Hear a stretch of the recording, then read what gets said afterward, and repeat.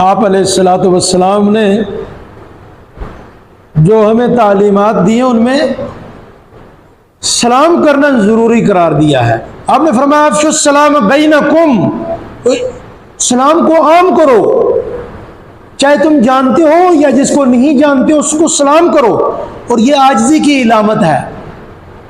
سلام میں پہل کرنا، اس سے تکبر ٹوٹتا ہے۔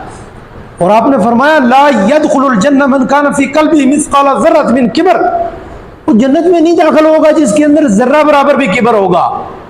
لہذا کبر کو نکالو اور توڑو، کھرچ کھرچ کے نکالو اندر سے، عاجزی اندر ڈالو ہر لمحہ، ہر آن، ہر گھڑی، تاکہ ہمیں جنت کے اندر داخلے سے کوئی چیز رکاوٹ نہ بن جائے۔ تو تکبر بہت بری چیز ہے۔ یہ عظما اور کبرا، یہ دونوں چادریں ہیں، عظما عظمت والی، کبرا کبریائی والی، یہ اللہ کی چادریں۔ جو آدمی تکبر کرتا ہے یا کسی بھی قسم کا گھمنڈ ہوتا ہے تو وہ گویا اللہ کی چادروں کو کھینچا تانی کرتا ہے۔ تو جو اللہ تعالیٰ کی چادروں کو پکڑتا ہے اللہ تعالیٰ اس کو راکھ فرما دیں گے۔ اللہ تعالیٰ ہمیں عاجزی نصیب فرمائے اور تکبر سے محفوظ فرمائے۔